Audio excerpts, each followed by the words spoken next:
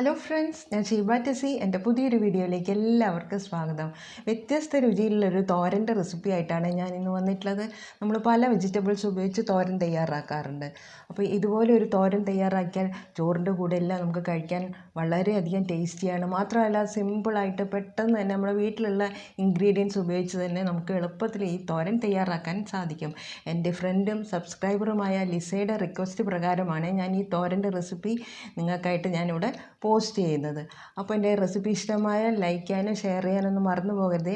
പുതിയ ഫ്രണ്ട്സ് ആരെങ്കിലും ഉണ്ടെങ്കിൽ ഒന്ന് സബ്സ്ക്രൈബ് ചെയ്തതിന് ഒന്ന് സപ്പോർട്ടും കൂടെ ചെയ്യുമല്ലോ. അപ്പോൾ നമുക്ക് റെസിപ്പിയിലേക്ക് പോകാം. തോരനായിട്ട് ഞാനിവിടെ 2 ക്യാരറ്റും അതുപോലെ തന്നെ 2 പാവയ്ക്കയുമാണ് എടുത്തിട്ടുള്ളത്. ഇനി ഇതിൻ്റെ കൂടെ ഞാനൊരു പ്രത്യേക ഇൻഗ്രീഡിയൻറ്റ് കൂടെ ചേർക്കുന്നുണ്ട്. അതുകൊണ്ട് ആരും സ്കിപ്പ് ചെയ്യാതെ വീഡിയോ മുഴുവനായിട്ട് കാണണം കേട്ടോ.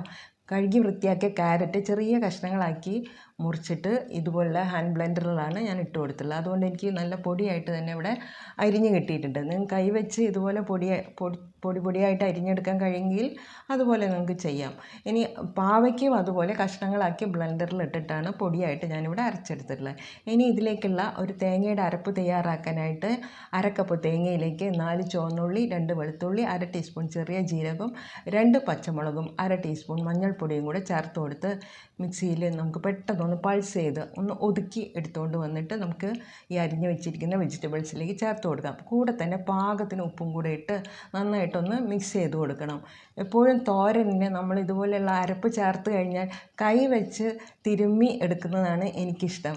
അതുകൊണ്ട് ഞാൻ ഈ അരപ്പ് ആ തോരൻ്റെ കൂട്ടിലേക്ക് നല്ല പോലെ കൈ വെച്ച് ഇതുപോലെ തിരുമ്മിയാണ് എടുക്കുന്നത്. ഇങ്ങനെ ചെയ്യുമ്പോൾ ഒരു നല്ലൊരു ടേസ്റ്റ് കൂടുതലായിട്ട് എനിക്ക് എപ്പോഴും തോരൻ ഉണ്ടാക്കുമ്പോൾ കിട്ടിയിട്ടുണ്ട്. ഇനി നമുക്ക് കടായിലേക്ക് ഒരു 2 ടേബിൾ സ്പൂൺ വെളിച്ചെണ്ണ ഒഴിച്ച് കൊടുക്കാം. വെളിച്ചെണ്ണ നന്നായിട്ടൊന്ന് ചൂടായി വരുമ്പോൾ 1/2 ടീസ്പൂൺ കടുക് പൊട്ടിച്ച് കൊടുക്കാം. കൂടെ തന്നെ അത്ര തന്നെ ഉഴുന്ന് പരിപ്പും കൂടെ പൊട്ടിച്ച് കൊടുക്കുന്നുണ്ട്. ഇനി 2 വറ്റൽമുളകും കൂടെ ഇട്ട് കൊടുത്ത് ഒന്ന് ചെറുതായിട്ടൊന്ന് നമുക്ക് വഴറ്റിയെടുക്കാം.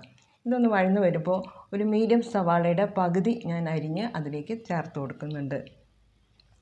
ഈ സവാള ഒന്ന് ചെറുതായിട്ടൊന്ന് വഴറ്റിയെടുത്താൽ മതി. വല്ലാതെ ബ്രൗൺ കളറൊന്നും ആവേണ്ട, ഒന്ന് ചെറുതായിട്ടൊന്ന് വഴറ്റിയെടുക്കണം. സവാളയൊന്ന് സോഫ്റ്റായിട്ട് വരുമ്പോൾ നമ്മൾ ആ വെജിറ്റബിൾസിൻ്റെ മിക്സ് ഇതിലേക്ക് ചേർത്ത് കൊടുക്കാം. ഇനി എല്ലാം കൂടെ നന്നായിട്ടൊന്ന് ആ എണ്ണയിലിട്ട് ഒന്ന് മീഡിയം ഫ്ലെയിമിൽ ഇട്ട് നമുക്ക് ഒന്ന് വഴറ്റിയെടുക്കണം.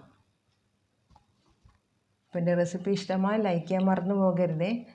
അപ്പോൾ ഇനി കുറച്ച് കറിവേപ്പിലയും കൂടെ അതിലേക്ക് ഇട്ട് കൊടുത്ത് ഒന്നുകൂടെ നന്നായിട്ടൊന്ന് ഇളക്കിയ ശേഷം മൂടി വെച്ച് മീഡിയത്തിലും താഴെ ഫ്ലെയിം ആക്കിയ ശേഷമാണ് ഞാനിത് വേവിച്ചെടുക്കുന്നത്. ആ മിക്സിയുടെ ജാറ് കഴുകിയ കുറച്ച് വെള്ളം, ഏകദേശം ഒരു 2 ടീസ്പൂൺ വെള്ളം കൂടെ അതിലേക്ക് ഒഴിച്ച് കൊടുത്തിട്ടുണ്ട്. ഇനി മൂടി വെച്ച് നമുക്ക് മീഡിയത്തിലും താഴെയുള്ള ഫ്ലെയിമിൽ ഇത് വേവിച്ചെടുക്കണം. ഇടയ്ക്ക് ഇതുപോലെ ഒന്ന് തുറന്ന് ഒന്ന് ഇളക്കി നോക്കണം, അടി പിടിക്കാതിരിക്കാൻ വേണ്ടിയിട്ടാണ്. ഇപ്പോൾ അതിലുള്ള വെള്ളമെല്ലാം നന്നായിട്ട് ഡ്രൈ ആയി വന്നിട്ട് തോരനെല്ലാം നന്നായിട്ട് വെന്ത് വന്നിട്ടുണ്ട്. ഉപ്പെല്ലാം കറക്റ്റാണ് ഞാൻ ഇട്ട് കൊടുത്തത്. ഇനി അതിൻ്റെ നടുവിൽ ഇതുപോലെ ഒരു ഗ്യാപ്പ് ഉണ്ടാക്കുക. അതിലേക്ക് കുറച്ച് 2 തുള്ളി വെളിച്ചെണ്ണ ഒഴിച്ച് കൊടുത്ത് ഒരു കോഴിമുട്ടയാണ് ഞാനിവിടെ പൊട്ടിച്ചൊഴിച്ച് കൊടുക്കുന്നത്. അതിൻ്റെ കൂടെ തന്നെ ഒരു 1/2 ടീസ്പൂൺ കുരുമുളക് പൊടിയും കൂടെ ചേർത്ത് കൊടുക്കുന്നുണ്ട്. ഇനി നമ്മൾ എഗ്ഗ് സ്ക്രാമ്പിൾ ചെയ്യുന്ന പോലെ ഒന്ന് ഇളക്കി കൊടുത്തു കഴിഞ്ഞാൽ ആ കോഴിമുട്ട ഇതുപോലെ പൊടിയായിട്ട് വെന്ത് കിട്ടും. ഇനി എല്ലാ വെജിറ്റബിൾസും ആ എഗ്ഗിൻ്റെ കൂടെ നമുക്ക് മിക്സ് ചെയ്തെടുക്കാം. ഇങ്ങനെ ചെയ്യുമ്പോൾ ഈ തോരന് പ്രത്യേക ഒരു ടേസ്റ്റ് തന്നെ ഉണ്ടായിരിക്കും. തീരെ പാവയ്ക്കയുടെ കയ്പൊന്നും അനുഭവപ്പെടില്ല. അതുകൊണ്ട് കുട്ടികൾ വരെ ചോദിച്ച് വാങ്ങി ഇത് കഴിക്കും. ചൂട് ചോറിൻ്റെ കൂടെയെല്ലാം വളരെ ടേസ്റ്റി ആയിട്ടുള്ള ഒരു തോരനാണ് ഇപ്പോൾ ഇവിടെ തയ്യാറാക്കിയിട്ടുള്ളത്.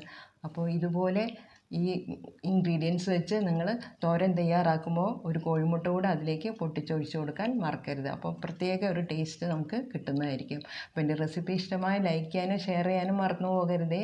പുതിയ ഫ്രണ്ട്സ് ആരെങ്കിലും ഉണ്ടെങ്കിൽ സബ്സ്ക്രൈബ് ചെയ്യണേ. Thank you for watching.